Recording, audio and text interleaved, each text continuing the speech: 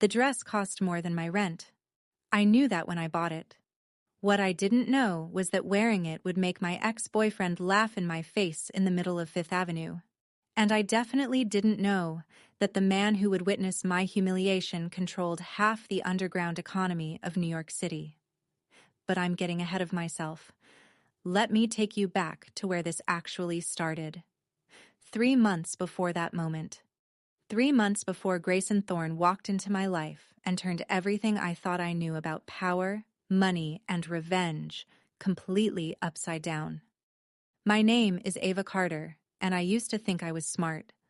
I had a degree from Columbia, a job at a prestigious marketing firm where I'd worked my way up from intern to junior creative director in just 4 years, an apartment in Brooklyn that I could almost afford if I was careful about eating out and didn't buy new clothes too often. I had a boyfriend who said he loved me, a future that seemed solid, if not spectacular. Safe, at least. Predictable. I thought I had my life figured out. I thought I knew what love looked like. I thought I understood how relationships worked, how people stayed together, how trust was built over years of shared experiences and whispered promises in the dark. I was wrong about all of it. The day everything changed started like any other Tuesday in June. The kind of morning where the heat was already building by 7 a.m., promising a sweltering afternoon. The kind of morning where the city smelled like hot garbage and ambition, where everyone on the subway looked tired before the day had even really begun. I woke up in the apartment I shared with my boyfriend of 3 years, Daniel Richter. The apartment was small, a 1-bedroom in Brooklyn Heights that cost way too much, but had exposed brick and big windows that let in actual sunlight. We'd moved in together after 2 years of dating, both of us excited about taking that step, about building something real together. That morning, I should have known something was wrong. Looking back, the signs were everywhere. But you never see the end coming when you're standing in the middle of it, do you? You tell yourself it's just stress, just a bad morning, just a phase that will pass once things settle down at work, or the weather changes, or Mercury stops being in retrograde, or whatever excuse helps you sleep at night. Daniel was already awake when I opened my eyes, sitting at our small kitchen table with his laptop open and his phone face down beside it. Nothing unusual there. He worked in finance at Whitmore Financial, one of those firms where everyone wore suits that cost more than my car and talked about markets and acquisitions like they were discussing the weather. He was always up before dawn, always chasing the next deal, always plugged into his phone like it was a life support system. That's what I told myself anyway. That's what I wanted to believe. The apartment was quiet except for the sound of his fingers on the keyboard. Sharp, aggressive typing. The kind that meant he was stressed or focused or both. I watched him for a moment from the bedroom doorway, taking in the tension in his shoulders, the way he kept glancing at his phone even though it wasn't lighting up with notifications. Something felt off. The air felt different.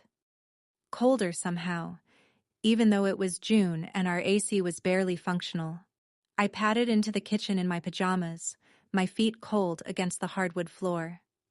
Poured myself coffee from the pot he'd already made. It was lukewarm. He'd been up for a while then. I walked over to him, leaned down, and kissed the top of his head. His hair smelled like the expensive shampoo he'd started using a few months ago, different from his usual brand. I'd noticed but hadn't thought much about it. People change their products all the time, right? Morning, I said, my voice still rough with sleep. Not even a real word, just a sound. A dismissal. He didn't look up from his screen. I stood there for a moment, waiting for more. Waiting for him to ask how I slept, or tell me about his morning, or acknowledge my existence in some meaningful way. But he just kept typing, his eyes locked on his laptop like I wasn't even there. Big day today? I tried again. Yeah. Lots of meetings. Want to get dinner tonight? There's that new Thai place on... Can't. Working late. Oh. Okay, maybe tomorrow then? Maybe. I should have pushed. Should have asked him what was wrong, why he'd been so distant lately, why he barely looked at me anymore. But I didn't want to be that girlfriend. The needy one. The one who demanded attention and explanations. So I just nodded, even though he wasn't looking at me to see it, and took my coffee back to the bedroom to get ready for work. In the shower, I tried to shake off the weird feeling that had settled in my chest. Tried to tell myself that Daniel was just stressed about work. That's all it was. Just work. He'd been pulling long hours for the past few months, coming home late, sometimes not coming home until after I was already asleep. When I asked about it, he said they were working on a big acquisition, that things would calm down soon, that he missed me too. I wanted to believe him.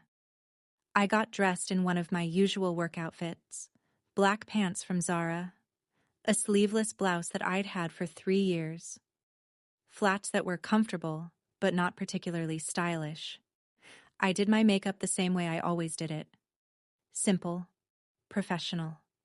The kind of face that wouldn't draw too much attention in a meeting but wouldn't be completely forgettable either. When I came back out, Daniel was standing by the door with his briefcase, already ready to leave. He was wearing one of his Tom Ford suits, the navy one that made him look like he belonged on the cover of a finance magazine. His hair was perfectly styled. His shoes were polished to a mirror shine. He looked good, really good, and I felt a small pang of something I didn't want to name. When had he started trying so hard with his appearance? When had getting dressed for work become such a production? "I'm heading out," he said, still not really looking at me. "Okay, have a good day." "You too." He opened the door, started to leave, then paused. For a second I thought he was going to turn around, say something meaningful, tell me he loved me, or that he'd been stressed, but things would get better, or literally anything that would make me feel less like I was slowly disappearing from his life. But he just left, let the door close behind him without looking back. I stood in our apartment alone, holding my coffee mug, feeling the silence press down on me like a physical weight. Something was wrong. I knew it then, in that moment, with a certainty that made my hands shake. Something was very, very wrong. But I didn't know what to do about it. Didn't know how to fix something I couldn't name. So I did what I always did. I pushed the feeling down, finished my coffee, grabbed my bag, and went to work.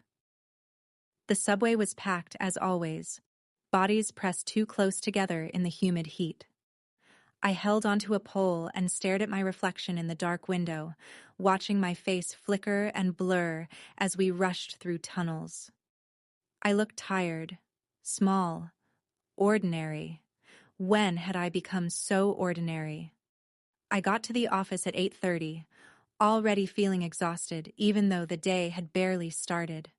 Our firm occupied 3 floors of a building in Midtown, all glass walls and open-plan workspaces designed to foster collaboration, but mostly just making everyone feel constantly watched.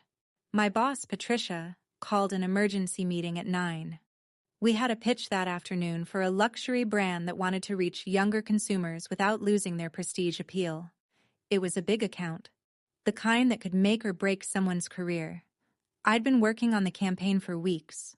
Market research, target demographics, creative concepts that balanced aspiration with accessibility. I'd stayed late every night for the past 2 weeks perfecting the pitch deck, making sure every slide was flawless. Patricia asked me to present the strategy to the team before we went into the client meeting. I stood up in the conference room with my laptop connected to the big screen, and I pitched. Talked about authenticity and digital-first storytelling, about influencer partnerships that felt genuine rather than bought, about creating experiences instead of just selling products. When I finished, Patricia smiled. Actually smiled. She was not a woman who smiled often. "This is excellent work, Ava, really excellent. If we land this account, you're looking at a promotion to senior creative director. My heart soared. A promotion. Real recognition. Proof that I was good at something, that I had value beyond being someone's girlfriend. Thank you, I managed. I really appreciate that. The rest of the team congratulated me, told me the pitch was killer, asked intelligent questions about execution and timeline and budget allocation. For an hour, I felt important, capable, like I mattered. I texted Daniel to tell him, "Pitch went amazing. Boss is talking about a promotion." I watched the screen, waited for the 3 dots that would tell me he was typing a response. Nothing. 5 minutes passed. 10. 15. Finally, a response came through. Cool. That's it. Just cool. Not, "I'm so proud of you," or "That's incredible," or even "Congrats." Just cool. Like I'd told him I'd picked up milk at the grocery store. I stared at that single word for a long time, feeling something crack open inside my chest. But I told myself it was fine. He was busy. He'd said he had a lot of meetings today. He'd celebrate with me later when he had time to actually focus on something other than work. I went into the client meeting that afternoon, riding high on adrenaline and Patricia's praise. The pitch went perfectly. The clients loved everything. Asked smart questions that showed they were actually listening. By the end of the hour, we had a handshake agreement and plans to draw up contracts by the end of the week. I'd done it. I'd actually done it.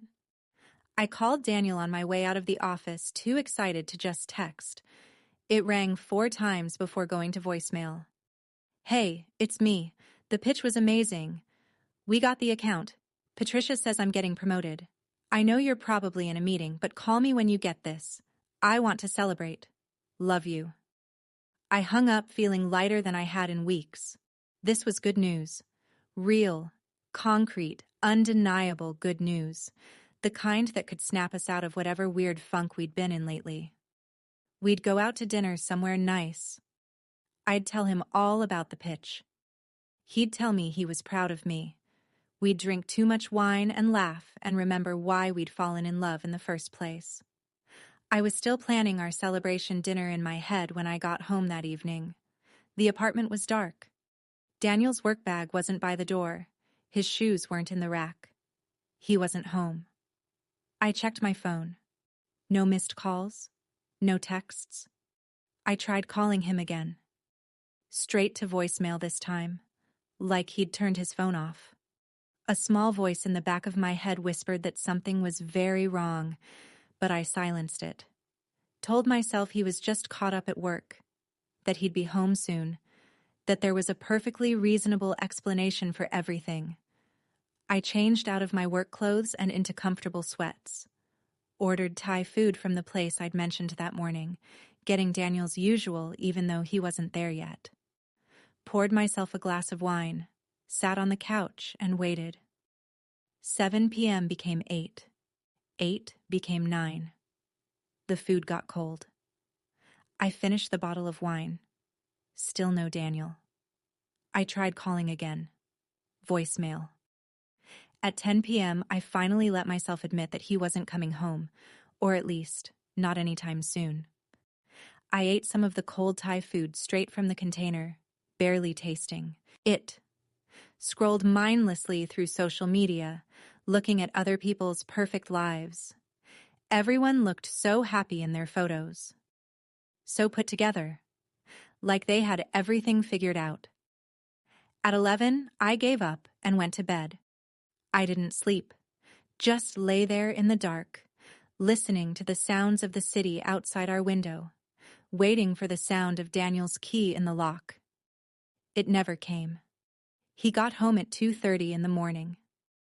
I heard him trying to be quiet, but he knocked into something in the living room and cursed under his breath. I stayed still in bed, eyes closed, pretending to be asleep. He came into the bedroom, moving carefully in the dark. I could smell alcohol on him, and something else. Perfume, not mine. He got into bed without touching me, stayed on his side, his back to me. I lay there with my eyes closed, my heart pounding, that perfume smell filling my lungs with every breath. And I knew, but I didn't want to know. So I kept my eyes closed and told myself I was imagining things, making something out of nothing, being paranoid. But the smell of that perfume stayed with me all night, mixing with my dreams, turning them dark. The next morning, Daniel was gone before I woke up. And the morning after that. And the one after that. A week passed. Then 2. He was never home. Never answered my calls during the day. Never responded to texts with more than a few words. Never asked about my promotion or my work or my life. We were living in the same apartment but existing in completely separate worlds. I started noticing other things. Small things that added up to something I didn't want to look at directly. Receipts from restaurants I'd never been to. Credit card charges for flowers I'd never received. Late nights that became early mornings that became days where I barely saw him at all. My friends noticed too. Maya, my best friend since college, called me out on it one night when we met for drinks. "What's going on with you and Daniel?" she asked, her voice careful. "What do you mean?" "I mean you look miserable, and he's been basically MIA from your life for weeks. Is everything okay?" "Yeah, he's just really busy with work." Maya gave me a look, the kind that said she knew I was lying and she was disappointed I thought she was stupid enough to believe it. "Ava, come on, talk to me." "There's nothing to talk about. We're fine. Everything's fine." But everything wasn't fine, and I knew it. And Maya knew it. And probably everyone who looked at me could see it written all over my face. 3 weeks after that morning, when Daniel barely acknowledged me, I came home early from work. I'd forgotten an important file and needed to grab it before a meeting the next day. When I opened the apartment door, I expected it to be empty like it always was. But Daniel's bag was by the door. His shoes were in the rack. He was home, in the middle of a Wednesday afternoon, when he was supposed to be at work. "Daniel," I called out. No response. I walked further into the apartment, my heart starting to pound for reasons I couldn't quite name. That's when I heard it. His voice, coming from our bedroom, low and intimate and saying words I couldn't quite make out. He was on the phone. I should have announced myself, should have called out again, let him know I was there. But something stopped me, some instinct I didn't know I had. I moved quietly toward the bedroom. The door was half open. "I know, baby, I know. Just a little longer. I promise." His voice was soft, tender, the way he used to talk to me a long time ago. "She doesn't suspect anything. It'll be fine." My blood turned to ice. "I'll tell her soon. I just need to figure out the right time. The right way." A pause. "Because I don't want to hurt her more than necessary. She's not a bad person. She's not you." I backed away from the door, moved silently back through the apartment, grabbed my file from where I'd left it on the coffee table, left the apartment as quietly as I'd entered. I sat in my car for 20 minutes, shaking, before I could drive back to work. "She's not you." Those 3 words played on repeat in my head for the rest of the day. Through my meeting, through the commute home, through another night alone in our apartment while Daniel worked late. Again, I should have confronted him, should have demanded to know who he was talking to, what was going on, how long this had been happening. But I was scared, terrified actually, because confronting him meant acknowledging something I didn't want to be true. It meant blowing up my life. It meant admitting that the past 3 years had been building toward this moment of destruction. So I said nothing. I went to work, came home, slept alone, pretended everything was normal, until I couldn't anymore. It was a Friday, 3.5 weeks after I'd overheard that phone call. I was exhausted, emotionally, physically. mentally. I felt like I was running on fumes, going through the motions of my life without actually living any of it. I got home that evening planning to finally talk to Daniel, to ask him directly what was going on, to demand the truth even if the truth would destroy me. But he was gone. Actually gone. His side of the closet was half empty. His toothbrush was missing from the bathroom. His laptop was gone from the desk.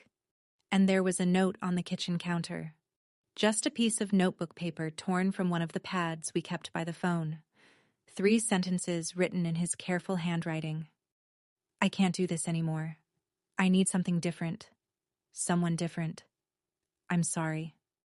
I stood there holding that piece of paper, reading those words over and over until they stopped making sense. Until they were just shapes on a page, meaningless scribbles that couldn't possibly be ending my entire life. Someone different. Not something. Someone. He'd left me for another woman.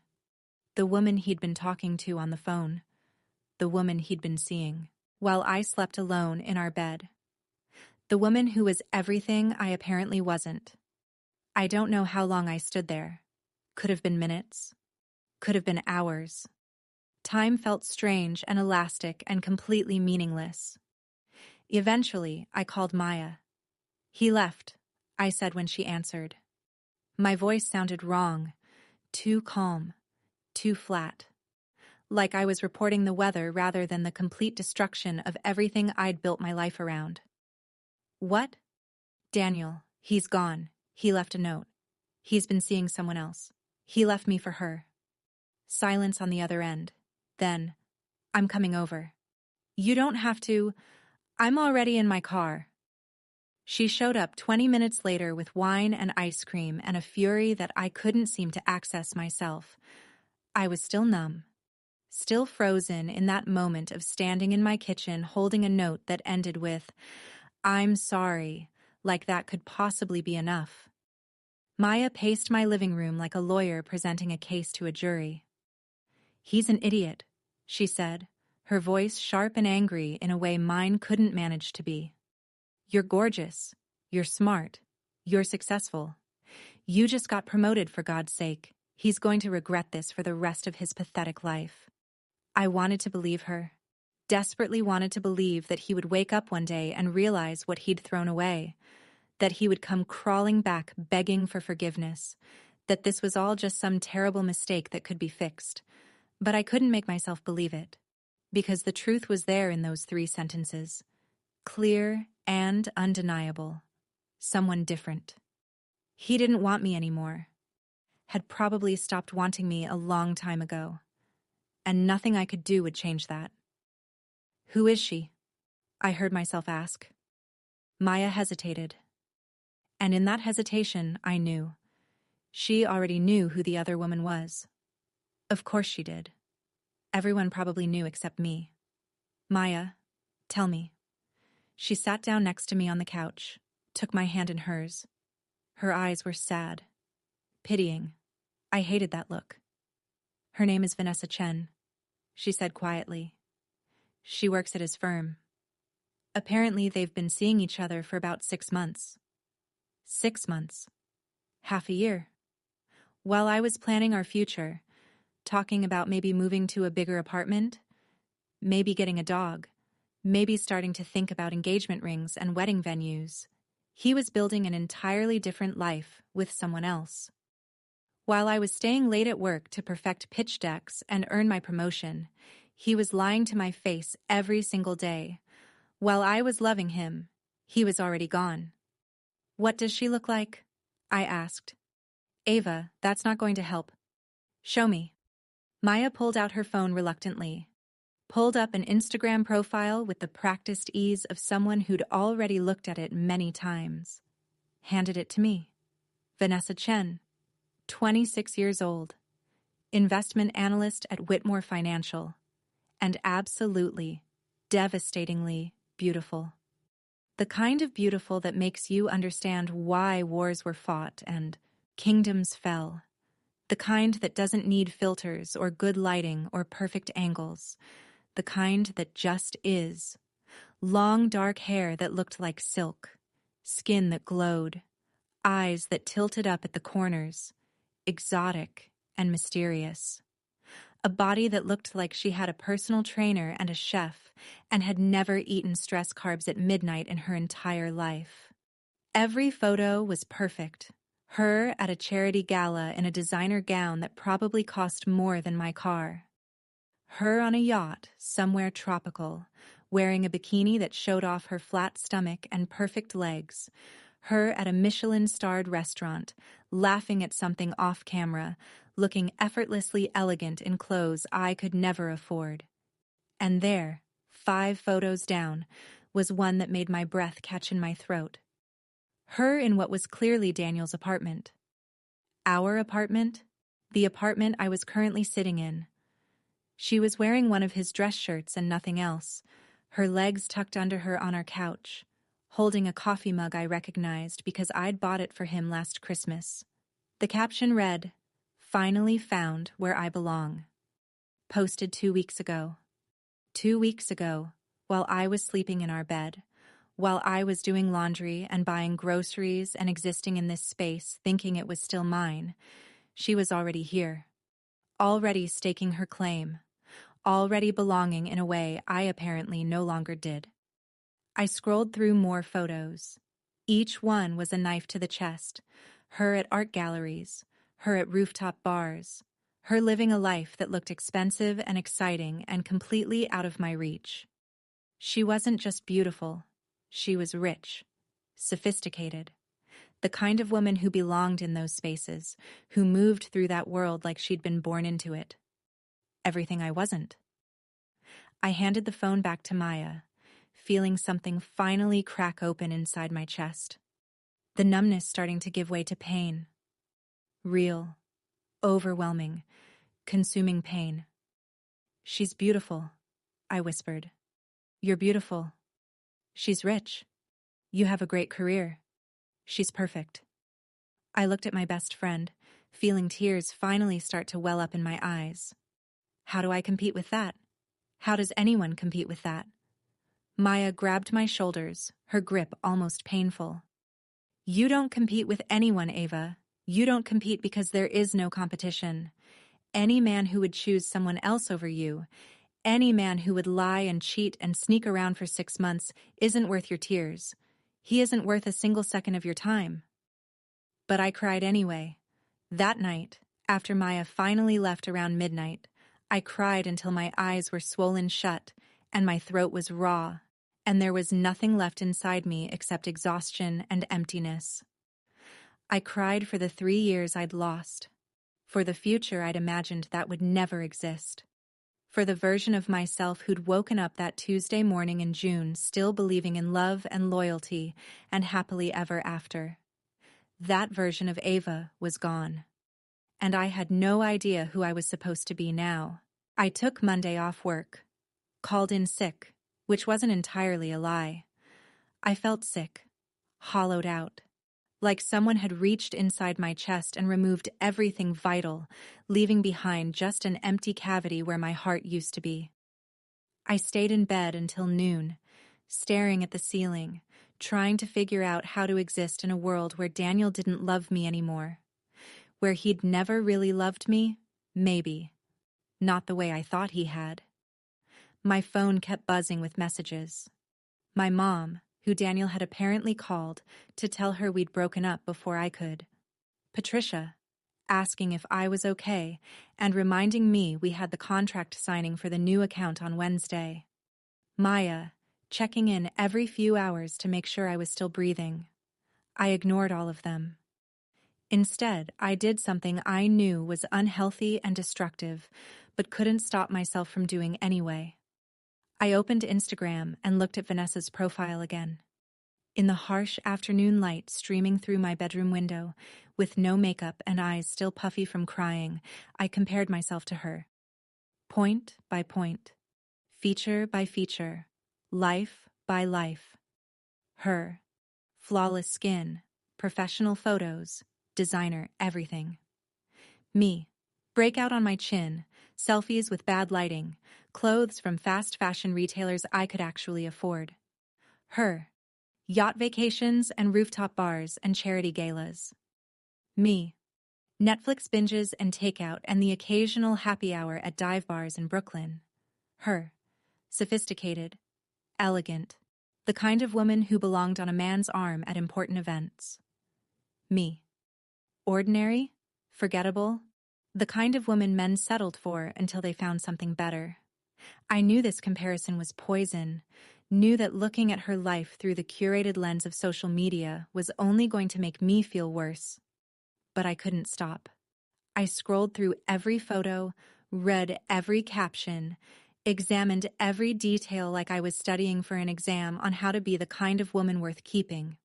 By Tuesday, the numbness had started to fade, replaced by something darker. Anger, maybe. Or hurt that had fermented into something more acidic. I still didn't go to work. Still couldn't imagine sitting in meetings and pretending to care about marketing strategies when my entire life had just collapsed. Maya came over that evening with Chinese food and a plan. "Okay," she said, settling onto my couch with her usual determination. "Enough wallowing. I'm not saying you don't have a right to be devastated, because you absolutely do. But we need to channel this into something productive." "Like what?" My voice came out flat, lifeless. "Like showing him exactly what he's missing. Like walking back into the world looking so incredible that he chokes on his regret." "Maya, I'm serious. There's a charity gala next month, at the plaza. Daniel and Vanessa will definitely be there because Whitmore Financial is one of the main sponsors. I think we should go." I stared at her like she'd suggested we rob a bank. "Why would I want to see them?" "Because right now, he thinks he won. He thinks he traded up. He left you for her, and in his mind, that means she's better. You need to show him he's wrong." "But what if he's not wrong?" The words came out small, defeated. "What if she really is better? What if I'm just—" "Don't." Maya's voice was sharp.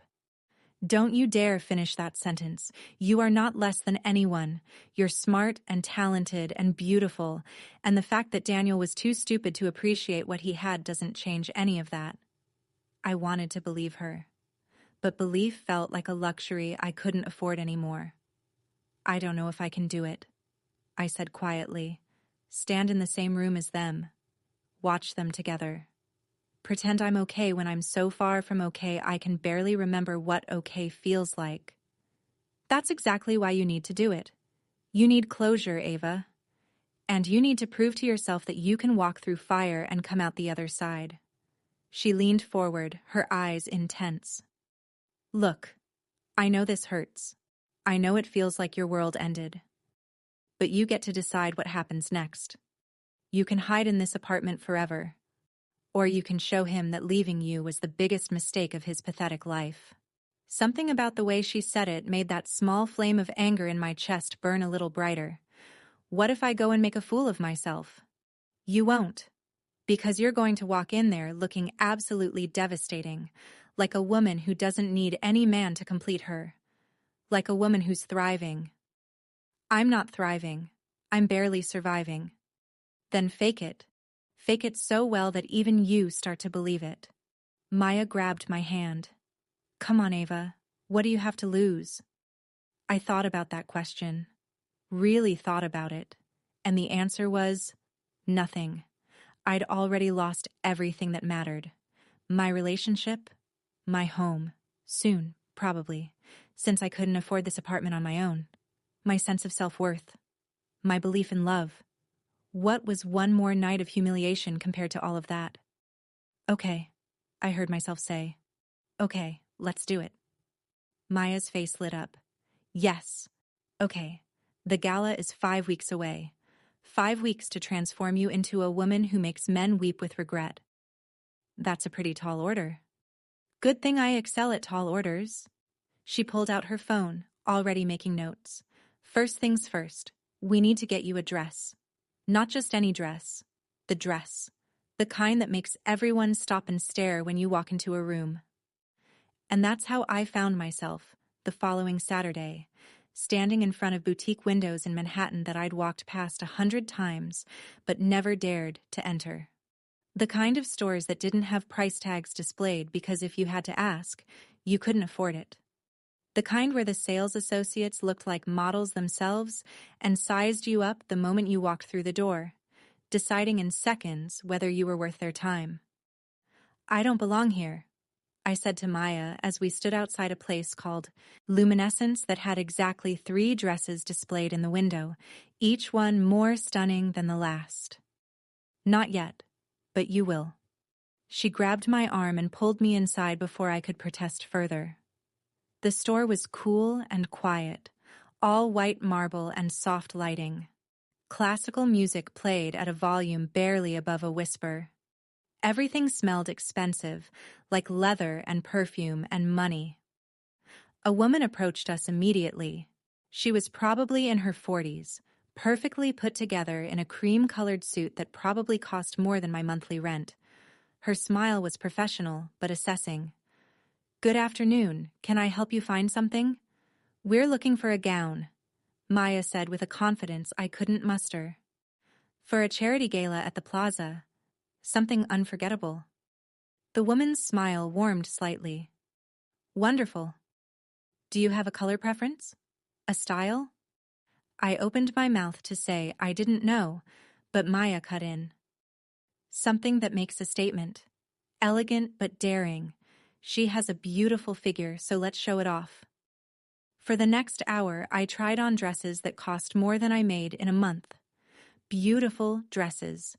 Designer dresses.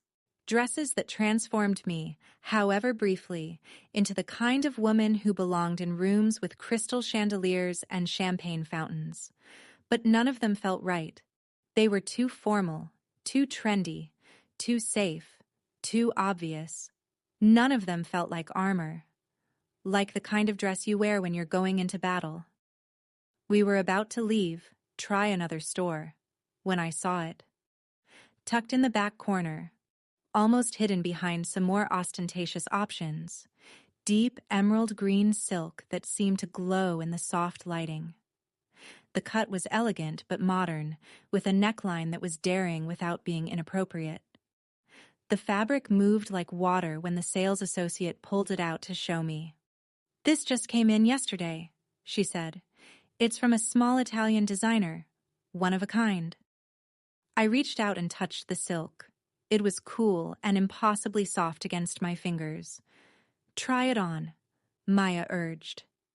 In the dressing room, I slipped into the dress carefully, afraid I might damage something so beautiful. The silk slid over my skin like a whisper.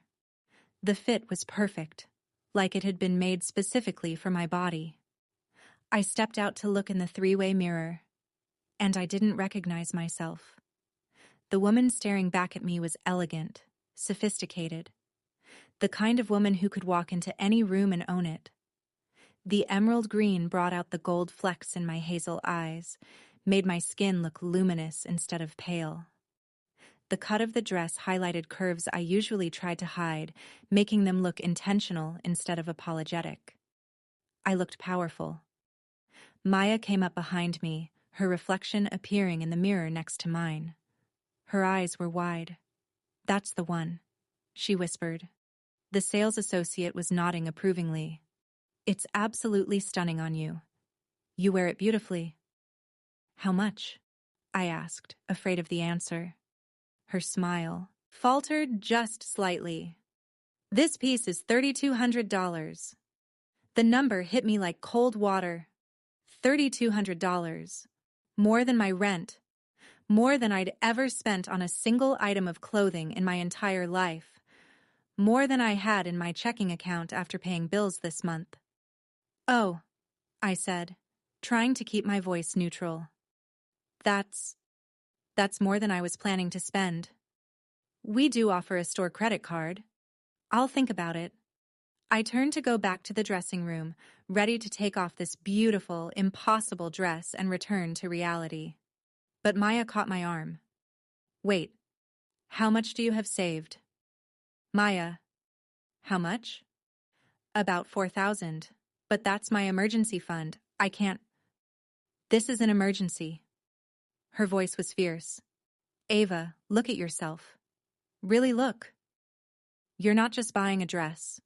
You're buying confidence. You're buying power.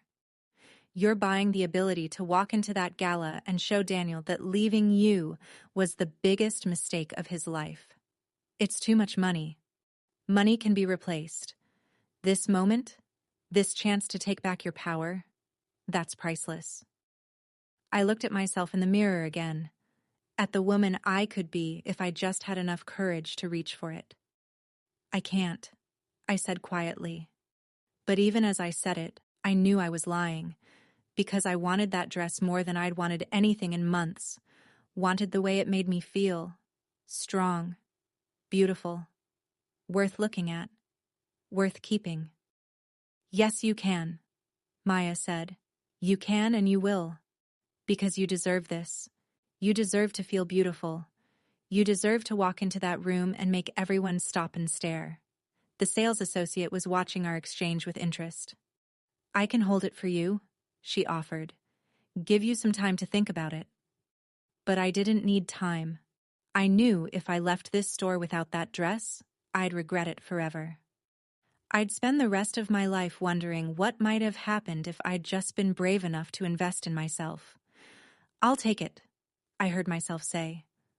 Maya's face broke into a huge smile. Yes. Are you sure? The sales associate asked, though she was already moving toward the register. No, but I'm doing it anyway. I changed back into my regular clothes, watching the sales associate carefully wrap the green dress in tissue paper and place it in an elegant bag with the store's logo on it. When she told me the final total after tax, my hands shook as I handed over my credit card. $3,248. I felt sick and exhilarated and terrified all at once. You won't regret this, the sales associate said, as she handed me the bag and my receipt. I hoped she was right. Maya and I went to a wine bar afterward to celebrate, or maybe to help me process what I'd just done. I wasn't entirely sure which. Okay, Maya said, already making more notes on her phone. Dress is handled. Now we need to work on everything else. Hair, makeup, accessories. I can do my own hair and makeup. You can, but should you? She gave me a look. This is not the time for subtle. This is not the time for your usual natural look. This is the time to bring out the big guns. I don't even know what that means. It means we're getting you a professional, someone who can make you look like you just stepped off a red carpet. She was already scrolling through Instagram, looking at makeup artists. And we need to do something about your hair. I touched my hair self-consciously. It was shoulder length, brown, nothing special. I usually just let it air dry and called it good enough. What's wrong with my hair? Nothing's wrong with it. But imagine what it could be. Highlights, a better cut, something that makes you feel like a completely different person. I don't want to be a different person. Maya looked up from her phone, her expression softening. Yes, you do.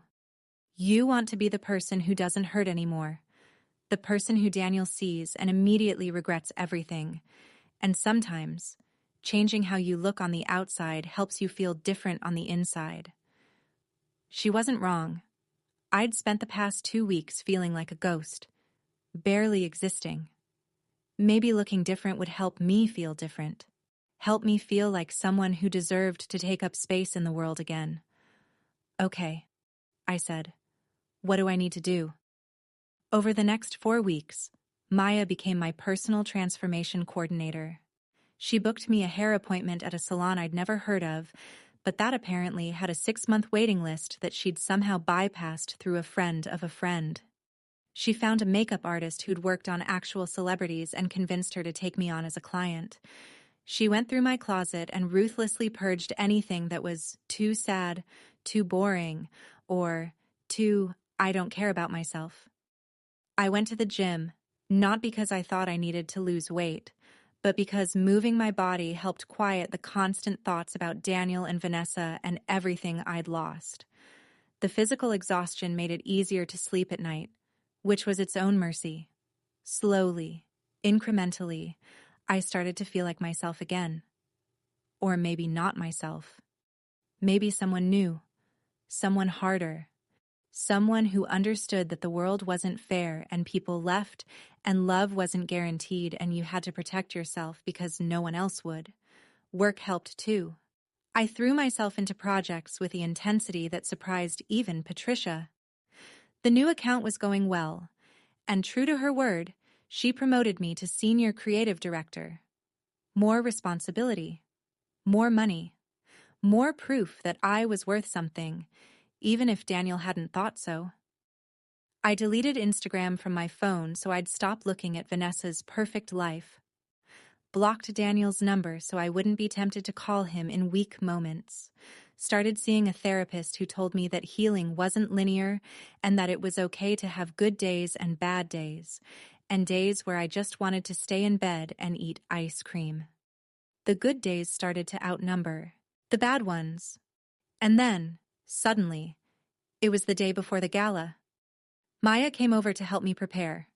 We did face masks and painted our nails and talked about anything except Daniel and Vanessa and the fact that tomorrow night I'd be seeing them together for the first time since he left. "How are you feeling?" Maya asked as we sat on my couch with our green tea face masks hardening on our faces. "Terrified," I admitted. "What if I see them and just fall apart?" "You won't." "How do you know?" "Because you're not the same person he left. You're stronger now. Harder. And tomorrow night, you're going to walk in there looking like every man's dream and every woman's envy, and he's going to realize he threw away the best thing that ever happened to him." I wanted to believe her, but the fear was still there, coiled tight in my chest. What if he doesn't care? What if he looks at me and feels nothing? Then that's his loss. But Ava, I don't think that's what's going to happen. I think he's going to see you and remember everything he gave up, and it's going to destroy him. That night, I barely slept. I kept thinking about the green dress hanging in my closet, about walking into the plaza wearing it, about the moment when Daniel would see me. Would he regret it? Would he realize what he'd lost? Or would he look at me and feel relieved that he'd escaped? Grateful that he'd found Vanessa instead? I didn't know which possibility scared me more. The next evening came too fast and not fast enough. Maya arrived at 6 to help me get ready. The gala started at 8, which meant we had 2 hours to transform me into someone brave enough to face my ex-boyfriend and his perfect new girlfriend. The makeup artist Maya had hired arrived first. Her name was Jade, and she was exactly the kind of person I expected to be intimidated by. Gorgeous, confident, covered in tattoos and wearing clothes that somehow managed to be edgy and elegant at the same time. But she was kind, looked at my face with a critical but not unkind eye, and started talking about bone structure and undertones and the importance of waterproof mascara. "Big night?" she asked as she started prepping my skin. "You could say that." "Ex-boyfriend? How did you know?" She smiled. "I've done makeup for a lot of revenge looks. There's a specific energy to it. Tell me about him." So while she worked, I told her. About Daniel and Vanessa and the note. And the 6 months of lying. About the dress that cost more than my rent. About feeling like I wasn't enough. Jade listened while she worked, her hands steady and sure as she transformed my face. "Here's what I know," she said as she finished my eyes. "Any man who would leave someone as beautiful as you for someone else is an idiot. And idiots don't deserve second chances. So tonight, you're not trying to win him back. You're showing him what he lost. There's a difference." "What's the difference?" "Winning him back means you still think he has power over you. Showing him what he lost means you've taken that power back. You're not doing this for him. You're doing this for you." She turned me toward the mirror. "Open your eyes." I did. The face staring back at me was mine but elevated. My eyes looked huge, dramatic with smoky shadow and perfectly winged liner. My skin looked flawless, glowing. My lips were a deep berry color that made them look fuller. I looked sophisticated, expensive, dangerous. "Oh my God," I whispered. "Exactly," Jade said, looking satisfied. "Now let's do hair." Maya's friend who did hair was named Chris, and he showed up with a bag full of tools and products and opinions. He looked at my hair, touched it, made thoughtful sounds. "We're going elegant," he decided. "Swept up but soft. Classic. Like old Hollywood." For the next 45 minutes, he worked magic with a curling iron and bobby pins and hairspray. When he finally stepped back, my hair was swept into an elegant updo with soft pieces framing my face. Simple, but stunning. "Perfect," Maya breathed. "Absolutely perfect." Finally, it was time for the dress. I went into my bedroom and put it on carefully, afraid I might somehow ruin it before I even left the apartment. The silk slid over my skin the same way it had in the boutique, cool and impossibly soft. I zipped it up and looked at myself in the mirror. The woman staring back at me was a stranger. Beautiful. Powerful. Someone who belonged in ballrooms and on red carpets. Someone worth looking at. Someone Daniel might regret losing. I walked out of the bedroom. Maya and Jade and Chris all turned to look at me. For a moment, no one said anything. Then Maya's eyes filled with tears. "You look incredible." "Don't cry, you'll make me cry," I said, my voice shaky. "I mean it. Ava, you look like you could set the world on fire." Jade was nodding. "That man is going to swallow his tongue when he sees you." "If he doesn't, he's even dumber than I thought," Chris added. I looked at myself in the mirror one more time. At the dress that had cost me my emergency fund. At the face that didn't quite look like mine anymore. At the woman I was pretending to be. "I'm terrified," I admitted. "Good," Maya said. "That means it matters. But Ava, you've got this. You're going to walk in there with your head high, and you're going to show everyone in that room that you're a force to be reckoned with." We took a car service to the plaza. Maya's idea, because taking the subway in a designer gown seemed wrong somehow. The whole ride there, my hands were shaking. My heart was pounding so hard I thought I might pass out. By the time we pulled up to the entrance, I was seriously considering telling the driver to turn around. There was a red carpet leading into the hotel. Actual photographers. People in tuxedos and gowns that probably cost more than my car stepping out of town cars and limousines. "I can't do this," I said to Maya. "I don't belong here. This was a mistake." "You belong anywhere you decide you belong." She took my hand, squeezed it. "Breathe. You're going to walk in there looking like a goddess, and you're going to remember that you are not the girl who got left behind. You're the woman who rose from the ashes." I took a deep breath. Let it out slowly. The driver opened the door. Maya got out first, then turned and held out her hand to me. I took it. I stepped out onto that red carpet in my emerald green dress and my borrowed confidence, and I walked toward the entrance of the plaza like I owned it, even though inside I was still terrified, even though I had no idea what would happen when I saw Daniel, even though I was pretty sure this whole night was going to end with me crying in a bathroom stall, but I walked in anyway. Because sometimes courage isn't about not being afraid. Sometimes it's about being absolutely terrified and doing it anyway. The plaza at night was a different world. I'd walked past this building 1,000 times, always on my way to somewhere else, somewhere more affordable, somewhere that made sense for someone like me. But stepping inside, walking through those gilded doors into the lobby with its soaring ceilings and crystal chandeliers, I felt like I'd crossed into a realm where different rules applied, where beauty and wealth and power were the currency that mattered. Maya's hand was still gripping mine as we followed the flow of people toward the ballroom. Everyone around us looked like they'd been born into this world. The women moved in their designer gowns with an ease that spoke of countless similar events.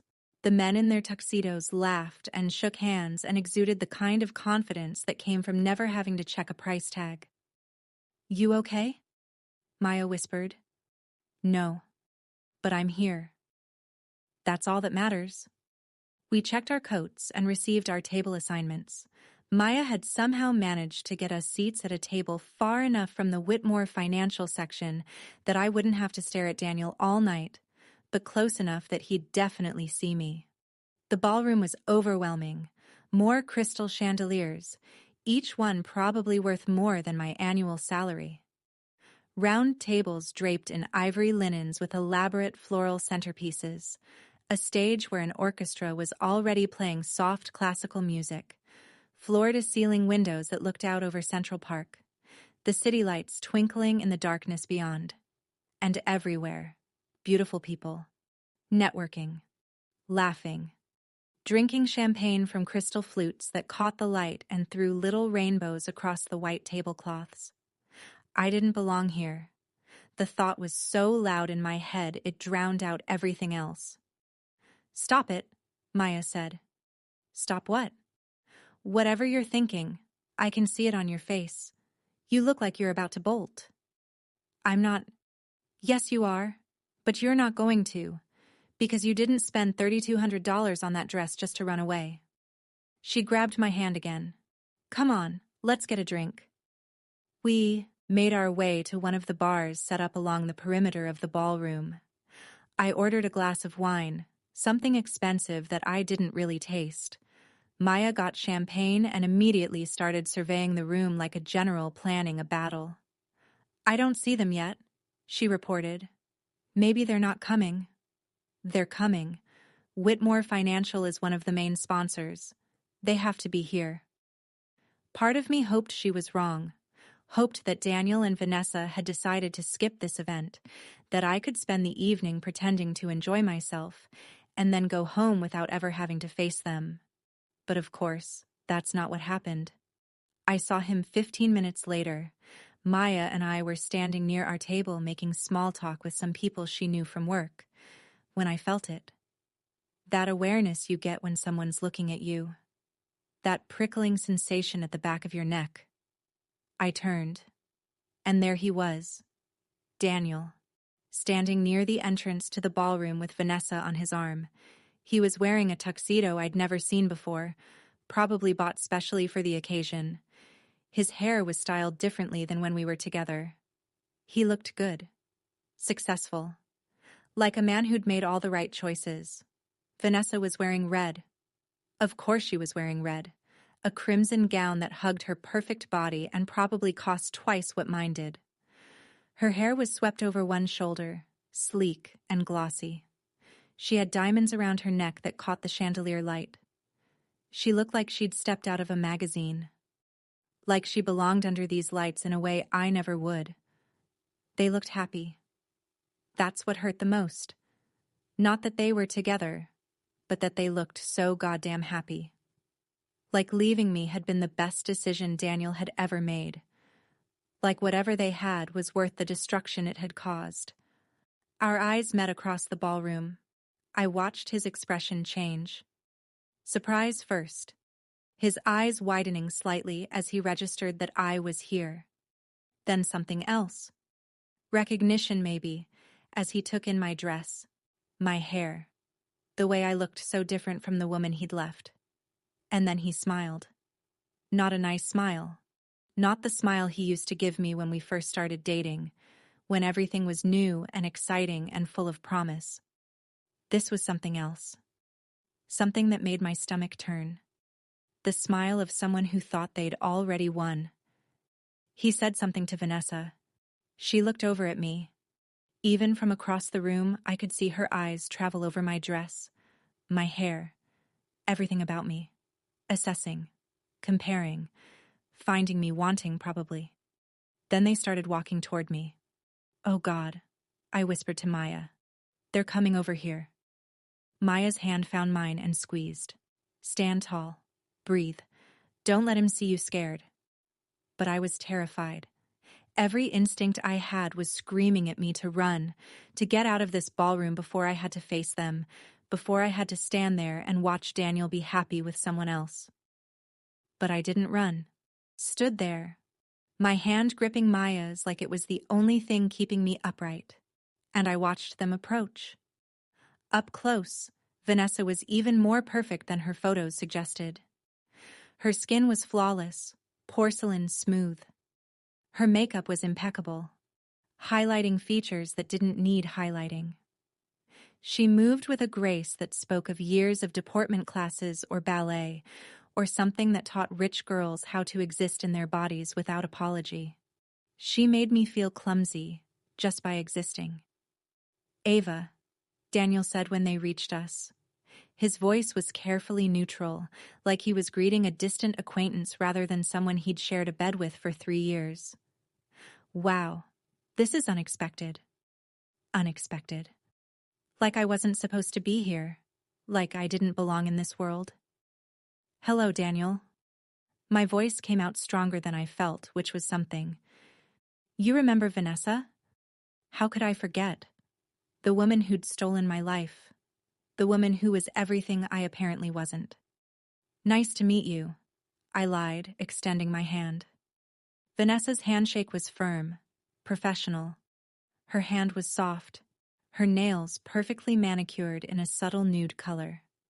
"Likewise," she said, her voice warm and cultured, like she'd gone to boarding school in Switzerland or somewhere equally expensive. Then her eyes traveled down to my dress, slowly, deliberately, taking in every detail. "That's a lovely dress," she said, the way she said it. Lovely. The tone was friendly, but something underneath felt sharp, like she was being polite while simultaneously communicating that my dress, while nice enough, couldn't compare to hers. That I was trying, but not quite succeeding. "Thank you," I managed. Daniel was still looking at me with that strange smile. "How have you been?" Like he cared.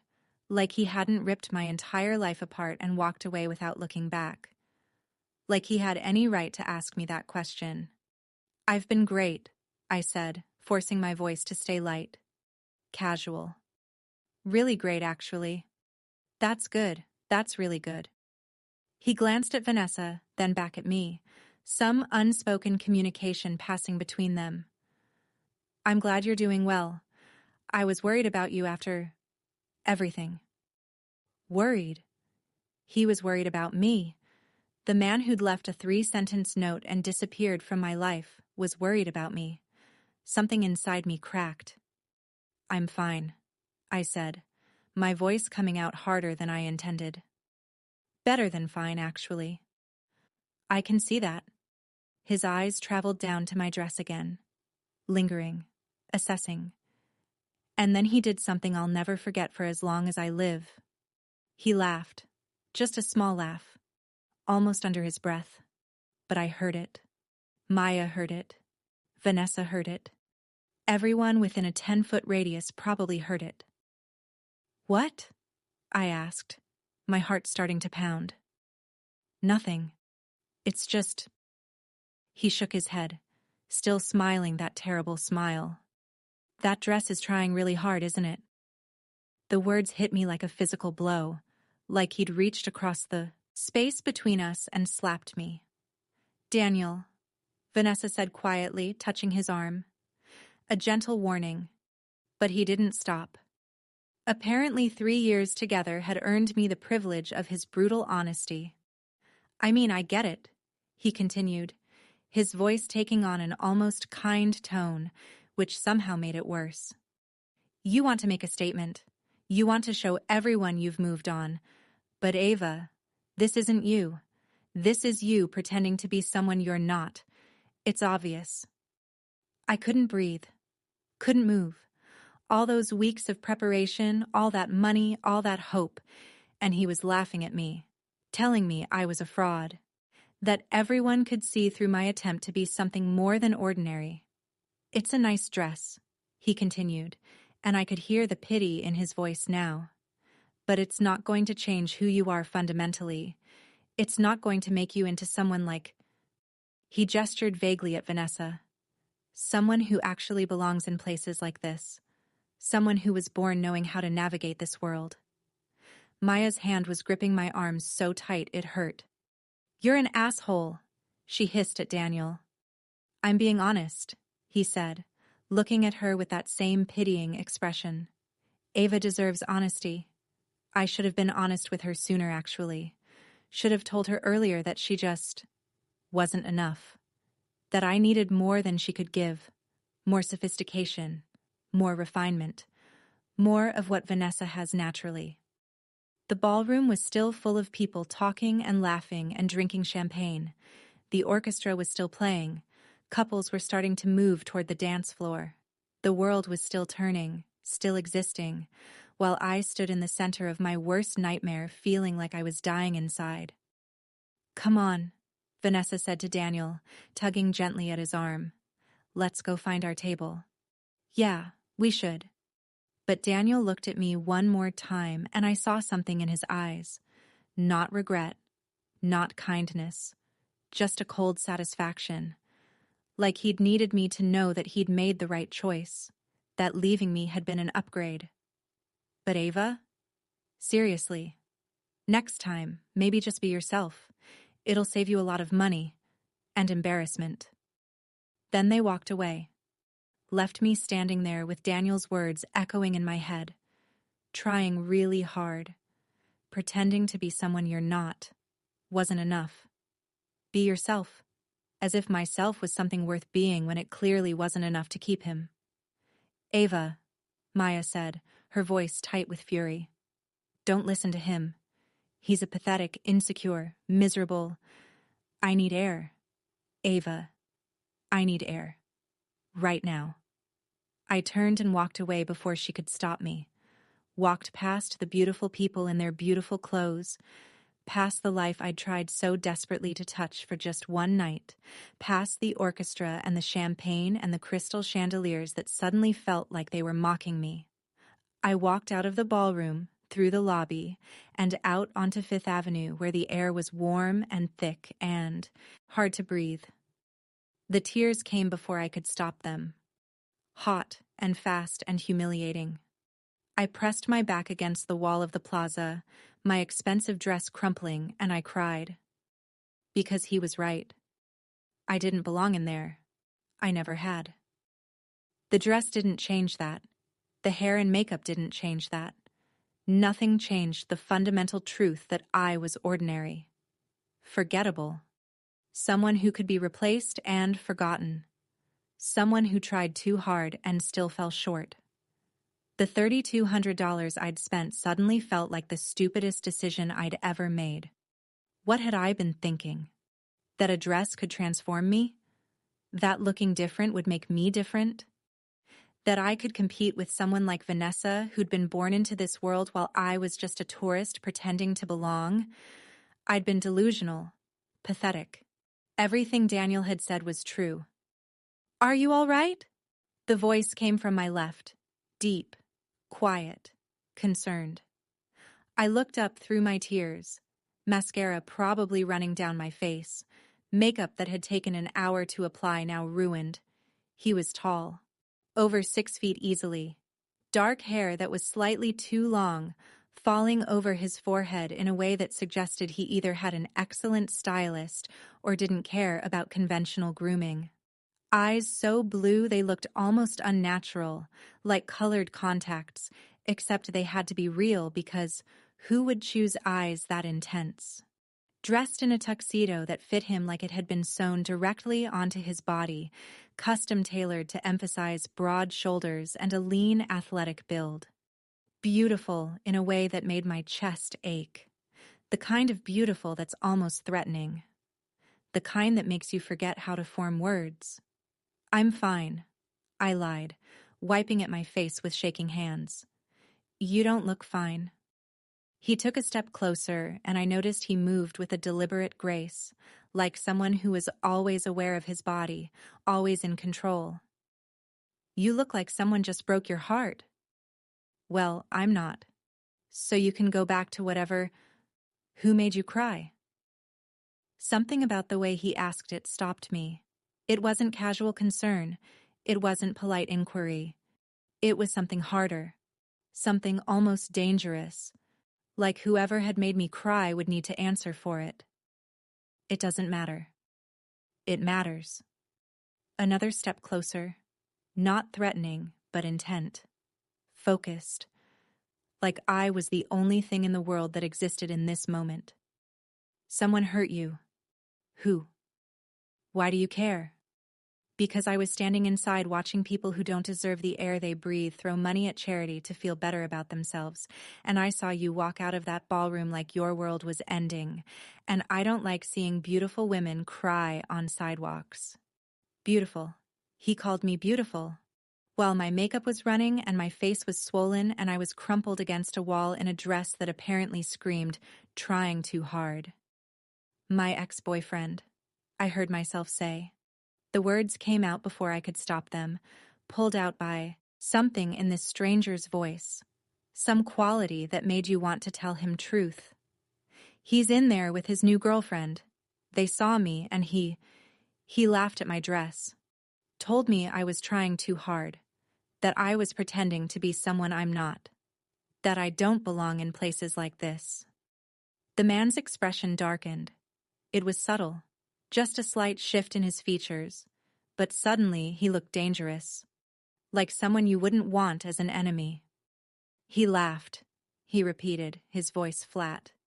Yeah, told me the dress was nice, but it couldn't change who I fundamentally am, that his new girlfriend is the kind of woman who belongs in this world and I'm just not. And what did you do? I ran away, like a coward. Fresh tears spilled down my cheeks, and I didn't even bother wiping them away anymore. I spent $3,200 on this dress. I thought if I just looked right, if I just felt confident enough, I could show him he made a mistake leaving me. But he's right. I don't belong in places like this. This dress doesn't change who I am. Nothing changes who I am. The man studied me for a long moment. His blue eyes moved over my face, my dress, taking in every detail. Not the way Daniel had looked at me, with judgment and pity. This was different. Like he was solving a puzzle, making calculations. Then he smiled. Not a kind smile, not a reassuring smile. Something else. Something that made the hair on the back of my neck stand up. Something predatory. What's your name? Ava. Ava. He said it slowly, like he was testing how it felt in his mouth. I'm Grayson. He held out his hand. I took it, confused. His handshake was firm, his hand warm and calloused in a way that surprised me. Not the soft hands of someone who'd never worked physically. These were the hands of someone who did something that required strength. Nice to meet you, I said, uncertain why we were doing formal introductions on a sidewalk while I was having a breakdown. Come with me. What? Come with me. Right now. I don't even know you. No. But you know that man in there made you feel small, made you question your worth, made you believe his lies about who you are and where you belong.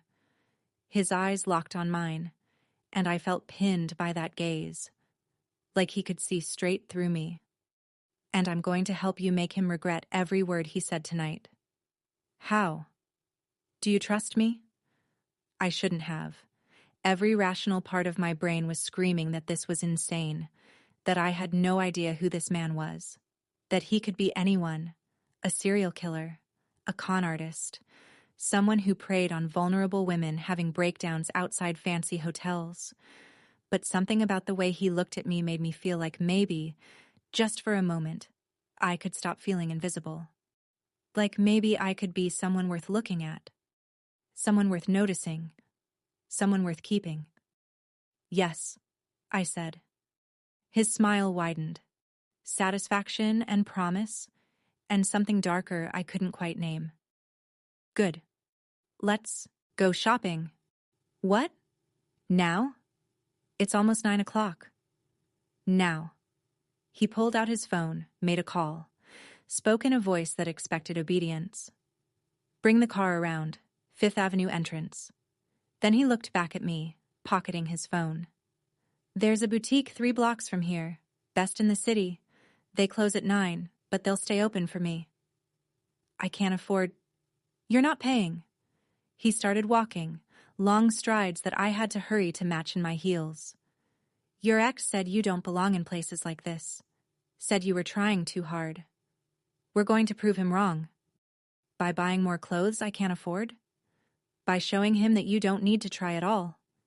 That you're the kind of woman who can walk into any room and own it. The kind of woman men would burn down cities for."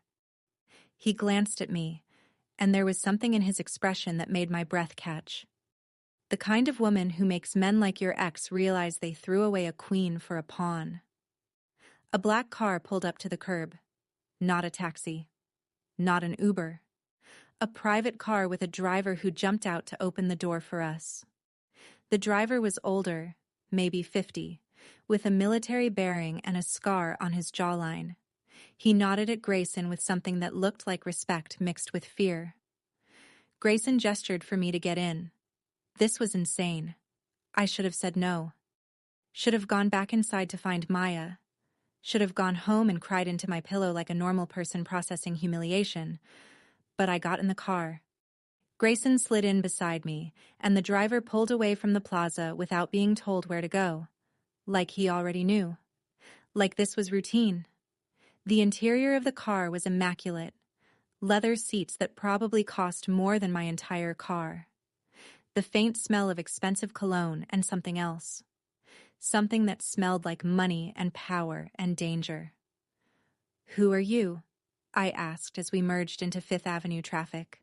"Someone who hates seeing people get humiliated by men who don't deserve to breathe the same air." He looked at me, his blue eyes intense in the dim light from the street lamps passing outside. "Tell me about him. Your ex." So I did. Maybe it was the wine I'd had at the gala.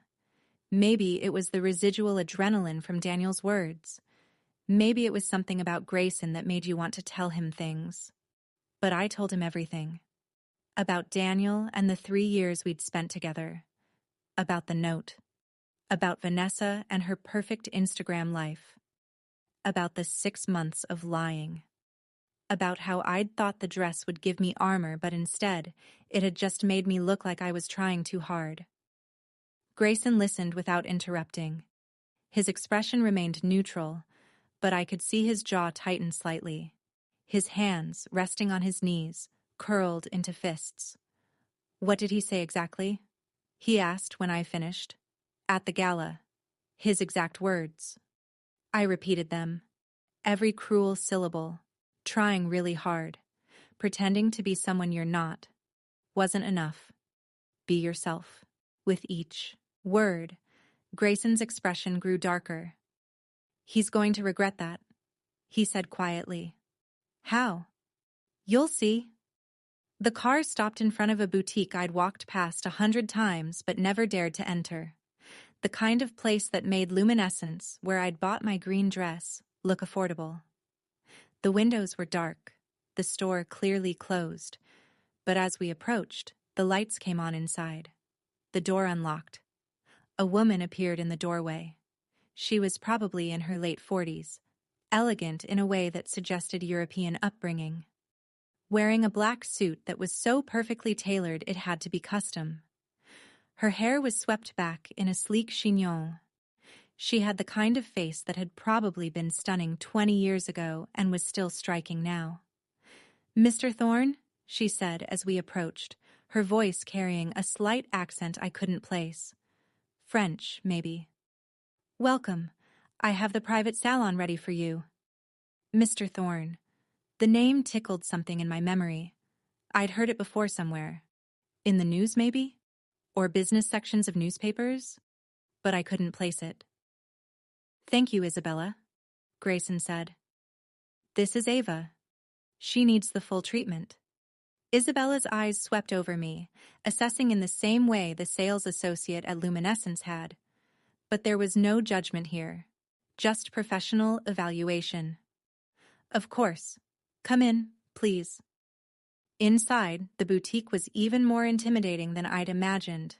Not a store so much as a private showroom. Everything was dark wood and soft lighting and furniture that looked like it belonged in a museum. There were no racks of clothes visible, no price tags, no signs telling you where anything was. Just quiet, exclusive luxury. Isabella led us through the main room to a private area in the back, separated by heavy velvet curtains. Inside was a seating area with plush chairs, a three-way mirror, and doors that presumably led to dressing rooms. "Please, sit," Isabella said to Grayson, gesturing to one of the chairs. Then to me, "Come with me. Let's see what we can do." I looked at Grayson, uncertain. "Go," he said. "I'll be right here." Isabella guided me into a dressing room that was larger than my bedroom. More mirrors, better lighting, a small platform to stand on. Hooks lined with what looked like dozens of garments already waiting. "Mr. Thorne called ahead," Isabella explained, seeing my confusion. "Gave me your approximate size and coloring. I've pulled some options." She started showing me dresses. "What's the occasion?" "Revenge," I said before I could think better of it. Her lips curved into a small smile. "Ah, my favorite kind of client.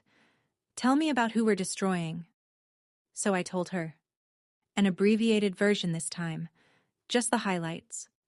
Ex-boyfriend. Perfect new girlfriend. Humiliating encounter at a gala. Words that cut like knives. Isabella listened while pulling more dresses from somewhere I couldn't see. "Men like that need to be taught lessons," she said, her voice matter of fact. "And the best. Lessons are taught through showing them exactly what they lost. Now, try this one first." For the next hour, I tried on clothes I'd only ever seen in fashion magazines. Dresses that cost more than I made in 2 months, 3 months. Dresses by designers whose names I'd heard but never thought I'd actually wear. Isabella was merciless.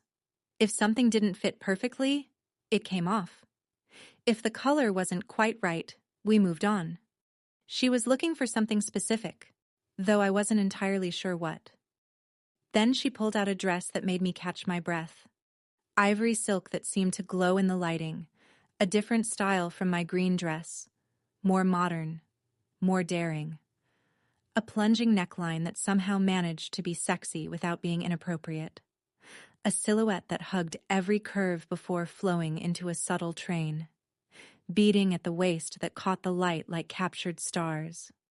"Try this," Isabella commanded. I slipped into it. The silk was even softer than my green dress, moving like liquid against my skin. The fit was perfect, like it had been made specifically for my body. Isabella appeared behind me, made a small adjustment to the neckline. Then she turned me toward the mirror. I gasped. The woman staring back at me didn't look like she was trying too hard. She looked effortless, elegant in a way that seemed natural, like she'd been born knowing how to wear clothes like this. The ivory made my skin look luminous, brought out gold undertones I didn't know I had. The cut of the dress made me look taller, leaner, more graceful. I looked like I belonged. "Yes," Isabella said simply. "This is the one. Come show Mr. Thorne." She led me back out to where Grayson was waiting. He was on his phone but hung up the moment he saw me. His expression shifted. Surprise, then appreciation, then something darker that made heat crawl up my neck. He stood slowly, his eyes moving over me with an intensity that made me acutely aware of every inch of my body. "Well," he said, his voice lower than before. "Daniel is an even bigger idiot than I thought. This dress is perfect. You're keeping it. Grayson, I can't. And these." Isabella appeared beside me with bags I hadn't even seen her filling. Multiple bags. The ivory gown, 3 cocktail dresses, 2 day dresses, shoes, accessories, jewelry. My head spun. "That's too much. I can't possibly accept." "You can." Grayson moved closer to me, close enough that I had to tilt my head back to look at him. Up close, he was even more imposing. Taller. More solid. The kind of presence that made you hold your breath without meaning to. Do you know who I am, Ava? No. I'm someone who doesn't like bullies, who doesn't like watching good people get hurt by bad ones. His voice was quiet but intense, each word deliberate. Your ex humiliated you tonight. He tried to make you feel like you weren't worth looking at, like you didn't deserve to exist in his world. I'm going to help you show him exactly how wrong he was. By buying me clothes? By buying you the entire fucking store if that's what it takes. His eyes locked on mine, and I couldn't look away. When you walk back into that gala, I want you to feel like a goddess. Like you could burn that whole building down with a look. Can you do that? Something in his words lit that spark in my chest again. The anger I'd felt earlier, buried under humiliation and pain, but still there. Still burning. Yes, I whispered. Good. He turned to Isabella. Everything she tried on. Send it to this address. He handed her a card.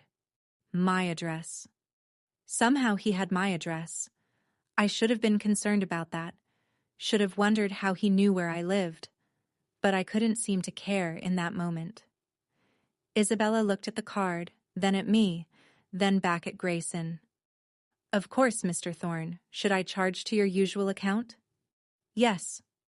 Wait, I said. How much is all of this? Isabella named a figure that made the room tilt. $73,000. $73,000. For clothes? For one evening of shopping? More money than I made in a year. What? The word came out as barely a whisper.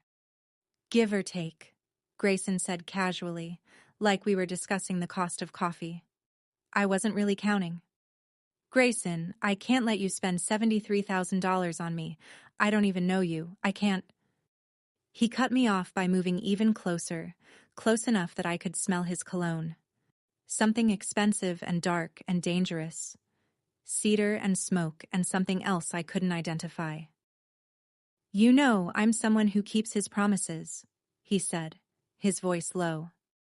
I promised I'd help you show your ex he made a mistake. This is how we start. His hand came up, and for a moment I thought he was going to touch my face. But he stopped just short, his fingers hovering near my cheek. Let me do this, Ava. Let me give you armor. Let me help you become the woman who makes him choke on his regret. I should have said no.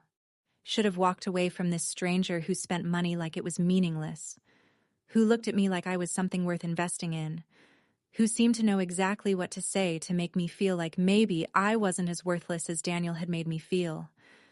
But God help me. I wanted that armor. Wanted to walk back into that gala and make Daniel see me. Really see me. Wanted to feel powerful instead of pathetic. Okay, I whispered. Grayson's smile was beautiful and terrifying and full of dark promise. That's my girl. We went back to the plaza. The drive was silent, charged with something I couldn't name. Grayson sat beside me in the back of the car, close enough that I could feel the heat radiating from his body.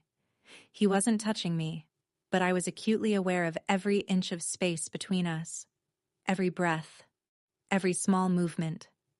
I'd changed back into my green dress at the boutique, but knowing that $73,000 worth of clothes would be delivered to my apartment tomorrow had shifted something in me. Or maybe it was Grayson himself. The way he looked at me like I was a problem he intended to solve, a project he'd decided to undertake. Or maybe something else entirely. What do you do? I asked, breaking the silence. For work, I mean. You just spent more money than most people make in a year without blinking. His lips curved into a slight smile. I acquire things. That's vague. I like being vague. Are you always this evasive? Only when I'm deciding how much truth someone can handle. He turned to look at me fully, and those blue eyes were intense in the dim light from the passing street lamps. What do you think I do, Ava? I studied him. The expensive suit. The casual way he threw around money. The way the driver had looked at him with that mixture of respect and fear. The way Isabella had jumped to open her boutique after hours without question. Something dangerous, I said quietly. Something that makes people afraid of you. Smart girl. He didn't confirm or deny, just kept looking at me with that unsettling intensity. Does that scare you? It should. But does it? I thought about that. Really thought about it. I should have been terrified. Should have demanded he let me out of the car. Should have run back to my safe, boring, ordinary life, where men like Grayson Thorne didn't exist. But I wasn't scared. Or maybe I was. But it wasn't the kind of fear that made you run. It was the kind that made your heart race for different reasons. No, I admitted. Why not? Because you've been kinder to me in 2 hours than Daniel was in the last 6 months of our relationship. Because you looked at me crying on a sidewalk and decided I was worth helping. Because I trailed off, not sure how to finish that sentence. Because, he prompted, his voice soft. Because you make me feel like I matter. Something flickered in his expression. There and gone too quickly for me to identify. He reached over and took my hand. His touch was warm, his fingers rough with calluses that shouldn't have been there on a man who wore suits that expensive. You do matter, Ava, and tonight, we're going to make sure everyone in that ballroom knows it. The car pulled up to the plaza again. The gala was still in full swing, music and light spilling out of the building into the warm night. Grayson got out first, then held his hand out to me. I took it, letting him help me out of the car. But this time, he didn't let go. He tucked my hand into the crook of his arm, holding me close to his side. Ready? He asked. No, but I'm doing it anyway. That's my girl, he said again, and something about the possessive way he said it made heat pool low in my stomach. We walked back into the plaza together, through the gilded lobby, back toward the ballroom where I'd been humiliated less than an hour ago. Maya was pacing near the entrance, her phone pressed to her ear. When she saw me, relief flooded her face. She hung up immediately and rushed over. Oh my God. Ava, I've been calling you. Where did you... She stopped abruptly when she saw Grayson. Her eyes went wide. Holy shit. Maya, this is Grayson. Grayson, my best friend Maya. Pleasure, Grayson said smoothly, but he didn't let go of my arm. Maya looked between us, her expression shifting from confusion to understanding to something like concern. Can I talk to you for a second? She asked me. Privately? Maya. Ava, please. Grayson released my arm. I'll wait here. Maya pulled me a few feet away, her voice dropping to an urgent whisper. Do you know who that is? Grayson Thorne, you told me earlier. Do you know what that means? Ava, he's not just rich, he's dangerous. Like, actually dangerous. People don't say no to him. People who cross him tend to disappear. He's been nothing but kind to me. Tonight, sure. But men like that don't do things for free. What does he want from you? He wants to help me show Daniel he made a mistake. Why? Why would someone like Grayson Thorne care about your ex-boyfriend drama? Maya's eyes were worried. This doesn't make sense. Men like him don't just randomly help crying women on sidewalks without wanting something in return. Maybe he's just a good person. Good people don't end up that rich and powerful in this city. Not without getting their hands dirty. She gripped my shoulders. I'm worried about you. This whole thing feels off.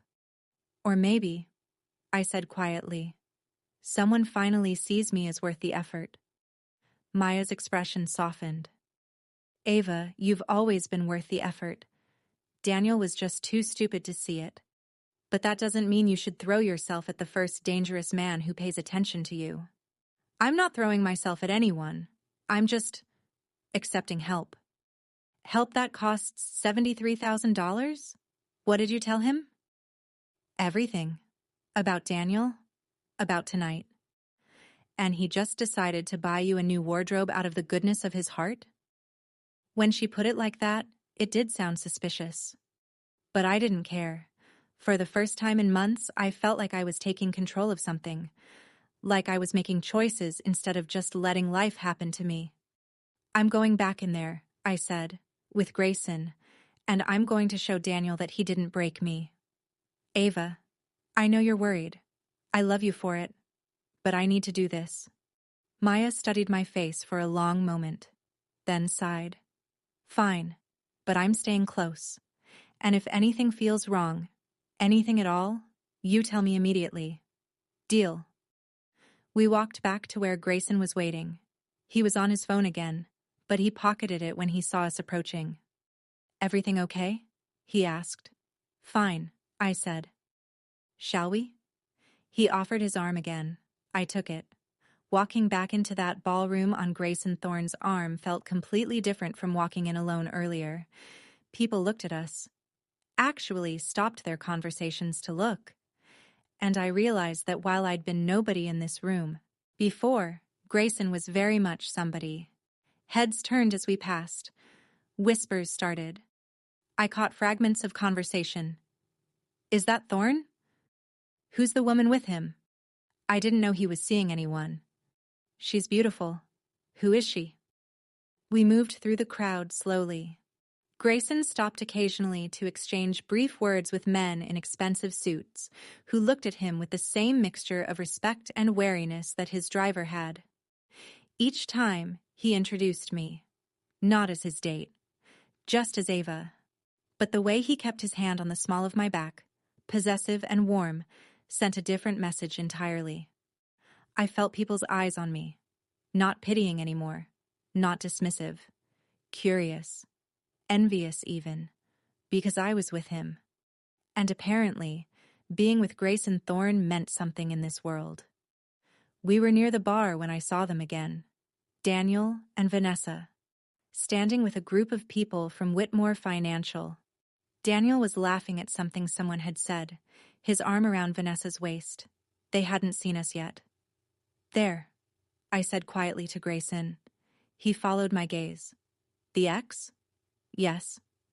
And the woman in red? Vanessa. Grayson studied them for a moment. His expression remained neutral, but I felt his hand press more firmly against my back. Grounding me, steadying me. Want to say hello? He asked. I don't know if...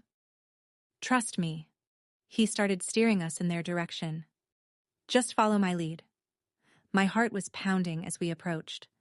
Part of me wanted to turn and run again, but Grayson's presence beside me, solid and sure, kept me moving forward. We were about 10 feet away when Daniel saw us. His eyes landed on me first, and I watched his expression shift. Surprised that I'd come back. Then his gaze moved to Grayson beside me, and something changed. The color drained from his face. His entire body went rigid. He knew who Grayson was, and clearly, that knowledge terrified him. Daniel, Grayson said pleasantly as we reached them. It's been a while. Daniel's voice came out strained. Mr. Thorne, I didn't realize you'd be here tonight. Last-minute decision. I ran into Ava outside and she was kind enough to keep me company. His hand moved from my back to my waist, pulling me closer against his side. You two know each other, I understand? Yes. We used to date. Used to? Grayson repeated, his tone thoughtful. Interesting. Ava didn't mention why you broke up. Daniel glanced at me, then at Vanessa, clearly uncomfortable. It was mutual. We just wanted different things. Grayson's expression remained pleasant, but there was something sharp underneath. Something that made Daniel shift his weight nervously.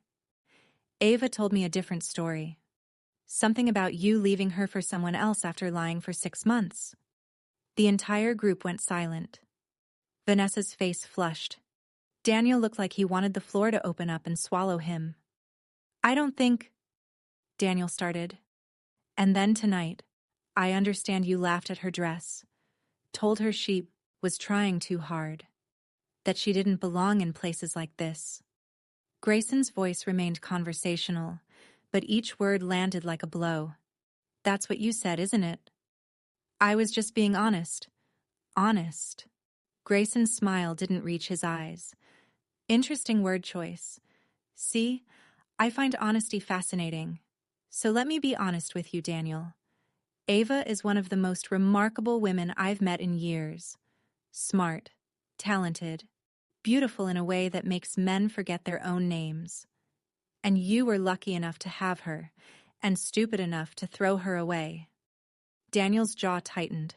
With all due respect, Mr. Thorne, this is between me and Ava. Was between you and Ava. Past tense. Now it's between you and me. Grayson's tone hadn't changed, still pleasant and conversational, but something in his eyes made Daniel take a step back. Because I don't like seeing people I care about get disrespected. And I really don't like men who think they can humiliate women without consequences. I wasn't trying to... You were. You tried to make her feel small because it made you feel bigger. Because you needed her to believe that leaving her was an upgrade. His hand tightened on my waist. But looking at you now, at the choice you made, I'm having trouble seeing the upgrade. Vanessa made a small sound of protest, but Grayson ignored her. Here's what's going to happen, he continued, his voice dropping lower. More dangerous. You're going to stay away from Ava. You're not going to speak to her. You're not going to look at her. You're not going to acknowledge her existence unless she explicitly requests otherwise. Understood? Daniel's face had gone pale. You can't. I can. And I am. Grayson's smile was sharp now. All teeth. Unless you'd like me to have a conversation with your bosses at Whitmore about the ethics violations I understand you committed during the Henderson merger, I have documentation. Very detailed documentation. The blood drained completely from Daniel's face. How do you... I make it my business to know things about people who interest me. And you interest me, Daniel. Not in a good way. He paused, letting that sink in. So, we have an understanding? Daniel nodded stiffly. Yes. Good. Grayson's demeanor shifted back to pleasant immediately, like a switch had been flipped. Enjoy your evening. Come on, Ava. I think they're about to start the auction. He steered me away, leaving Daniel and Vanessa and their entire group standing there in stunned silence. I waited until we were out of earshot before I spoke. What was that? That was me making sure your ex understands that you're under my protection now. Your protection? You have a problem with that? I don't know. Should I? He stopped walking, turned to face me fully. We were in a quieter corner of the ballroom, partially hidden by a massive floral arrangement. Let me be very clear about something, Ava. I don't do things halfway. When I decide I want something, I take it. When I decide to protect something, I protect it completely. No half measures. And you've decided to protect me? Yes. Why? Because men like Daniel need to learn that women like you are not disposable. Because I saw you crying on that sidewalk and something in me decided that was unacceptable. Because... He stepped closer, close enough that I had to tilt my head back to maintain eye contact. Because the moment I saw you, something in me recognized something in you. What? I whispered. Potential. Power. Something extraordinary hiding under all that hurt. His hand came up, and this time he did touch my face, just his fingers against my jaw, tilting my chin up slightly. You don't see it yet. But I do. And I'm going to make sure you see it too. My breath caught. We were standing too close. His touch was too intimate. Everything about this moment was too much. But I didn't step back. What do you want from me? I asked, echoing Maya's question. Right now? I want you to dance with me. What? Dance with me. Let everyone in this room see you with me, let your ex watch, and understand exactly what he lost. I'm not a very good dancer. You don't need to be, you just need to let me lead. He took my hand and led me onto the dance floor. The orchestra was playing something slow and elegant. Other couples were already dancing, moving together in perfect synchronization. Grayson pulled me close, one hand at my waist, the other holding mine. Put your other hand on my shoulder, he instructed quietly. I did. The fabric of his tuxedo was soft under my palm. I could feel the muscle underneath. Solid. Strong. He started moving, and I followed. He was right. I didn't need to be a good dancer. He led so surely that all I had to do was trust him and let my body follow his. Relax, he murmured. You're too tense. Everyone's watching us. Good. Let them watch. Let them see you with me. Let them wonder who you are and how you caught the attention of Grayson Thorne. Did I catch your attention? From the moment I saw you. His hand at my waist pulled me closer until we were barely inches apart. You were crying in a $3,200 dress, and all I could think was that whoever made you cry needed to pay for it. That's a strange reaction to a stranger's tears. I have strange reactions to a lot of things. His thumb traced small circles on my waist, the touch burning through the thin silk of my dress. Do I make you nervous, Ava? Yes. Good. You should be nervous around me. I'm not a safe man. Then why do I feel safer with you than I have in months? Something flashed in his eyes. Heat. Possession. Something that made my stomach flip. Because you recognize what I am, what I can be for you. He pulled me even closer until our bodies were pressed together. I could feel his heart beating. Or maybe that was mine. I can be your armor, Ava. Your shield. Your weapon. Whatever you need me to be. What if I don't know what I need? Then I'll decide for you. The song was ending. Other couples were starting to leave the dance floor. But Grayson didn't let me go. He kept me there, held close against him, his eyes locked on mine. I want to see you again, he said. It wasn't a question. Why? Because this isn't finished. Your ex works at Whitmore Financial. They're hosting a private event tomorrow night. Very exclusive. I happen to have received an invitation. His smile was dangerous. Would you like to be my date? Grayson, I can't keep letting you. You're not letting me do anything, Ava. I'm choosing to do this. I'm choosing to spend time with someone who deserves to be seen. Someone who deserves to be treasured. His hand moved from my waist to cup my face, his thumb brushing across my cheekbone. Say yes. Every logical part of my brain screamed that this was a bad idea, that I didn't know this man, that people didn't just spend tens of thousands of dollars on strangers without wanting something in return, that I was playing with fire, and I was going to get burned. But the part of me that was still burning from Daniel's words, still aching from being called not enough, that part wanted more of whatever this was. More of feeling seen, more of feeling wanted. More of Grayson looking at me like I was something precious. Yes, I whispered. His smile was beautiful and terrifying. Perfect. I'll pick you up at 7. He leaned in closer, his lips near my ear. Wear one of the dresses I bought you, the black one with the open back. I want to see you in it. The way he said it, low and commanding, made heat race through my body. This wasn't a request. It was an instruction. And God help me, I wanted to follow it. Okay, I managed. He pulled back just enough to look at me.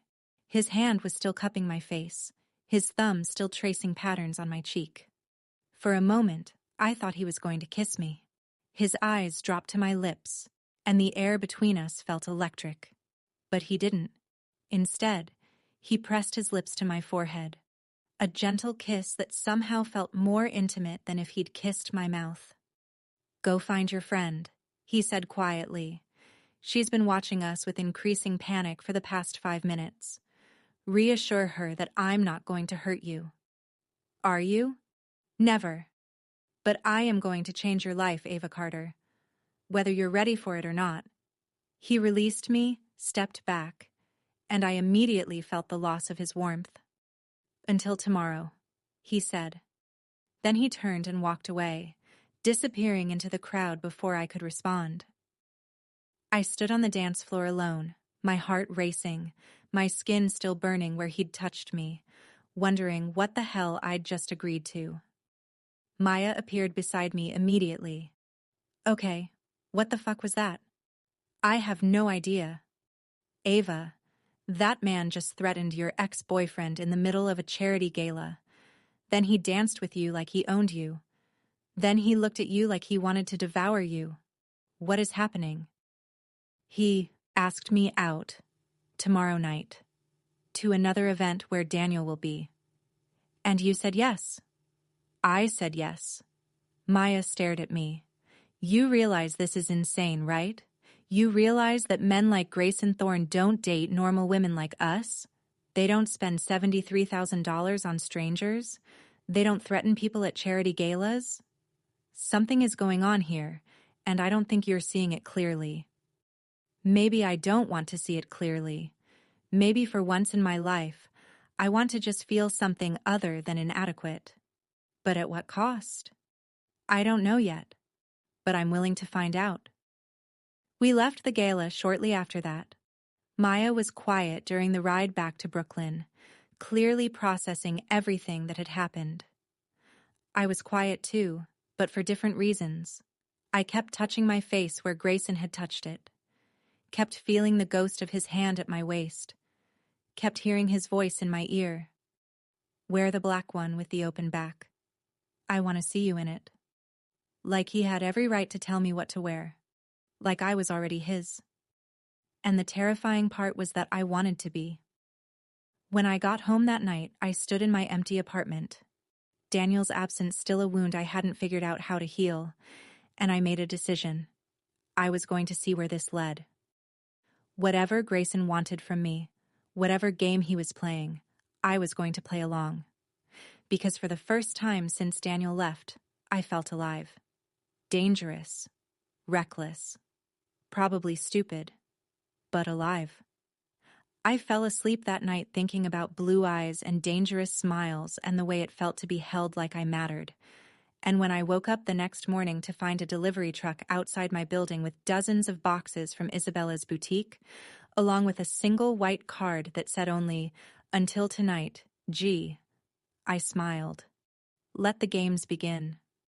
The black dress arrived in its own special box. When I opened it that evening, preparing for whatever tonight would bring, I understood why Grayson had specified this one. It was stunning. Backless, with delicate straps that crisscrossed over my shoulder blades before disappearing entirely, leaving my back bare to just above my hips. The front was more conservative, a high neckline that would have been demure except for the way the fabric draped over my body, clinging to every curve. It was the kind of dress that looked elegant from the front and devastating from the back. The kind of dress that said, "Look at me," and "You can't have me," in the same breath. I put it on slowly, carefully. Did my hair myself this time, loose waves that fell down my bare back. Makeup similar to what Jade had done, but my own interpretation. Darker. More confident. When I looked at myself in the mirror, I barely recognized the woman staring back. She looked powerful, dangerous, like someone who could hold her own in Grayson Thorne's world, like someone worth keeping. The buzzer rang at exactly 7 o'clock. I grabbed my clutch, one of the accessories Isabella had, included, and headed downstairs. Grayson was waiting beside his car, and when he saw me, something flashed in his eyes. Heat, hunger, possession. Ava. My name came out rough. You're stunning. You told me to wear this one. I did. He moved closer, and his hand went immediately to my bare back. His palm was warm against my skin, sending electricity racing through my body. And you listened. Good girl.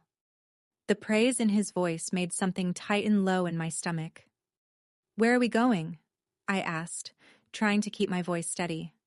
A private club. Very exclusive.